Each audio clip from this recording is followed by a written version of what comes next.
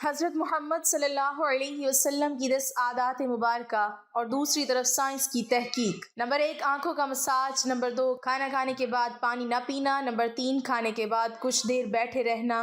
Number 4 بسم اللہ الرحمن الرحیم۔ رسول اللہ صلی اللہ علیہ وسلم کی 10 عادات مبارکہ۔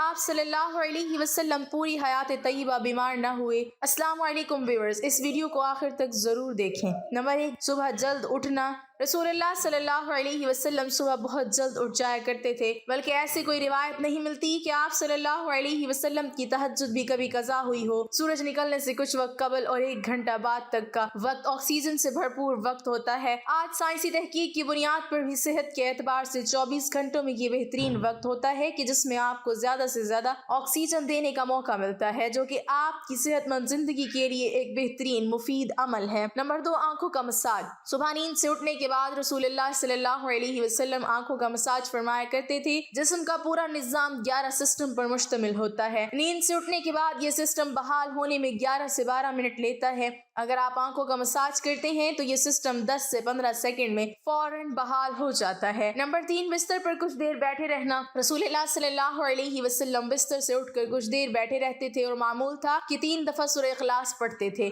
کہ جس کو پڑھنے میں تقریباً 1 منٹ صرف ہوتا ہے۔ آج میڈیکل سائنس بتاتی ہے کہ ہمارے دماغ میں ایک کیپلری ہے کہ جس کے ایک حصے میں دوسرے حصے کے لیے بلڈ کے لیے ایک پل بنتا ہے۔ اس طرح اس پل کے ذریعے سے ہی ہمارے پورے دماغ کو خون کی سپلائی بحال ہوتی ہے، کہ جہاں سے ہمارے تمام تر اعصاب یعنی پورا جسم کو کنٹرول ہونا ہوتا ہے۔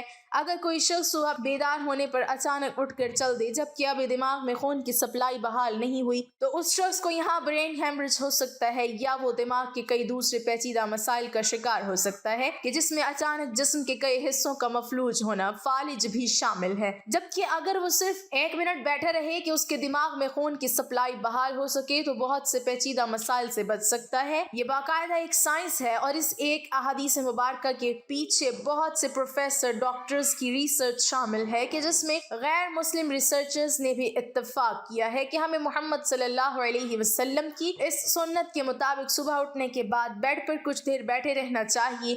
اس کا فائدہ یہ ہے کہ دماغ پوری طرح سے ایکٹیو ہو کر ہمارے جسم کی بھرپور رہنمائی کے قابل ہو جاتا ہے۔ اس سنت مبارکہ پر جہاں بہت بڑا اجر و ثواب ہے، وہاں صحت کا بہت بڑا راز بھی ہے۔ نمبر 4 کہلولہ کرنا۔ آپ صلی اللہ علیہ وسلم کی عادت مبارکہ تھی کہ دوپہر کے کھانے کے بعد 1 گھڑی کے لیے 20 سے 25 منٹ آپ صلی اللہ علیہ وسلم لیٹ جایا کرتے تھے۔ اس کا فائدہ یہ ہے کہ تقریباً 68% افراد میں جب وہ لنچ کرتے ہیں تو ان کا معدہ تھوڑی مقدار میں الکوہل پیدا کرتا ہے۔ ایسے میں اگر انسان چل پھر رہا ہو تو وہ چکرا کر گر سکتا ہے یا اس پر خمار کی سی کیفیت طاری ہو سکتی ہے۔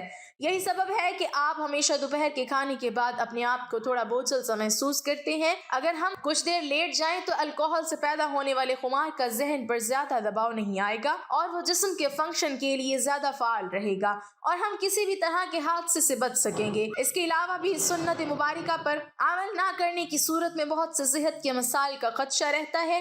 چونکہ یہ بات آج تحقیقات سے ثابت شدہ ہے، اس لیے دنیا بھر کے ممالک میں بیشتر 1 سے 2 یا 3 بجے تک دوپہر کا وقفہ کیا جاتا ہے تاکہ لوگ لنچ کے بعد کچھ کہلولہ کر سکیں۔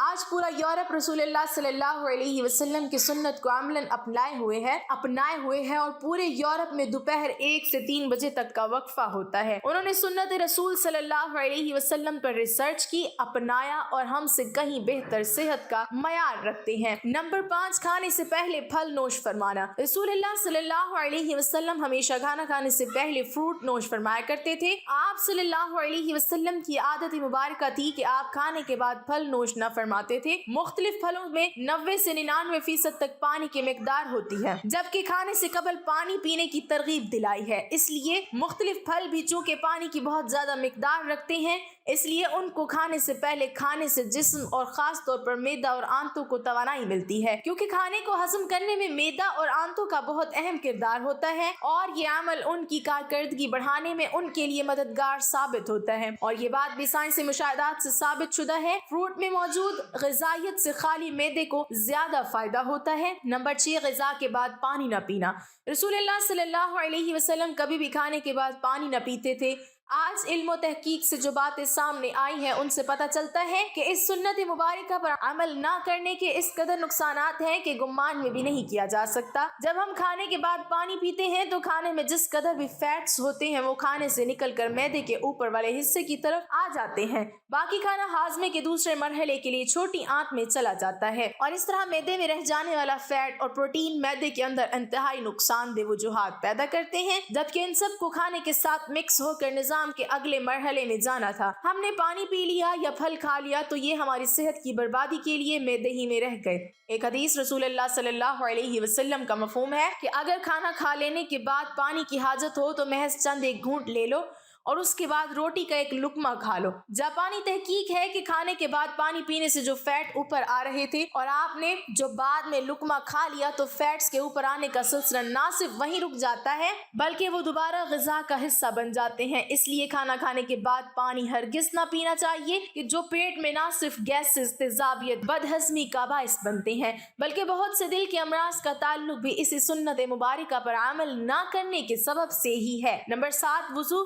ہم دن میں 5 فرض نمازوں کے لیے کم از کم 5 بار وضو کرتے ہیں کیونکہ وضو کے بغیر نماز نہیں ہوتی اور منہ، ناک، ہاتھ، بازو، سر اور پاؤں دھوئے بغیر وضو نہیں ہوتا، یعنی دن میں 5 بار ہم جسم کے ان تمام اعضاء کو دھوتے ہیں۔ وضو میں ہم جسم کے تمام ظاہری اعضاء ہوتے ہیں کہ جن پر مٹی اور کاربن لگ جاتی ہے۔ آج سائنسی مشاہدات یہ بات ثابت کرتے ہیں جسم کے جن اعضاء پر مٹی یا کاربن لگ جاتی ہے تو اگر ان کو صاف نہ کیا جائے اور وہ جسم کے اس حصے پر زیادہ دیر لگے رہیں تو ان اعضاء اور دوا کا کنیکشن کمزور ہو جاتا ہے، یعنی جسم کا اعصابی نظام کمزور ہو جاتا ہے۔ چنانچہ وہ مسلسل دماغ کو یہ پیغام بھیج رہے ہوتے ہیں کہ جسم پر کوئی چیز آ گئی ہے اور اس کی صفائی کا اہتمام کیا جائے۔ اگر ایک شخص صبح کو منہ دھوتا ہے اور اس کے بعد شام میں آ کر دھوتا ہے تو اس کے اعضاء اور دماغ کا تعلق کمزور پڑ جاتا ہے کہ جس کے بعد میں وہ بہت سے اعصابی مسائل کا شکار ہو سکتا ہے۔ اسلام کم از کم دن میں 5 بار آپ کے اعضاء کی صفائی کا بندوبست کرتا ہے اور جمعے کے روز ناخن، زیر ناف اور بغلوں کے غیر ضروری بال کاٹنے سمیت مکمل صفائی کا اہتمام کرتا ہے۔ رسول اللہ صلی اللہ علیہ وسلم نے نہ صرف ایسا کرنے کا حکم فرمایا ہے بلکہ یہ سب آپ صلی اللہ علیہ وسلم کی سنت مبارکہ کا حصہ بھی ہیں۔ نمبر 8، جلد سونا۔ رسول اللہ صلی اللہ علیہ وسلم کی ایک اور عادت مبارکہ یہ بھی تھی کہ آپ صلی اللہ علیہ وسلم رات جلد سو جایا کرتے تھے۔ عموماً آپ صلی اللہ علیہ وسلم نماز عشاء کے فوراً بعد سو جاتے تھے، یعنی رات جلد سونا اور صبح جلد اٹھنا آپ صلی اللہ علیہ وسلم کے معاملات میں شامل تھا۔ ہماری بایولوجیکل واچ جو کہ ہمارے پورے جسم کے نظام کو منظم کرتی ہے، جب یہ باہر اندھیرا دیکھتی ہے تو یہ آپ کے جسم کو سونے کا سگنل دے دیتی ہے۔ جسم کو تیاری کے لیے یہ 1.5 سے 2 گھنٹے کا ٹائم دیتی ہے کہ اس وقت تک آپ کو لازمی سونا ہے۔ نوٹ کیجئے کہ نماز مغرب اور نماز عشاء میں بھی تقریباً اتنا ہی دورانیہ ہوتا ہے۔ اس کا فائدہ یہ ہوتا ہے کہ آپ کے جسم کے اندر بایولوجیکل واچ کے تحت ایک ڈاکٹر جاگ جاتا ہے جو آپ کے پورے جسم کی مینٹیننس کرتا ہے۔ اگر کہیں زخم آ گیا ہے اور اس کو ریپیئر کرے گا، اگر جگر یا کسی اور اعضاء میں کچھ مشکل ہے تو اس پر کام کرے گا، بلکہ سونے کے بعد سب سے پہلے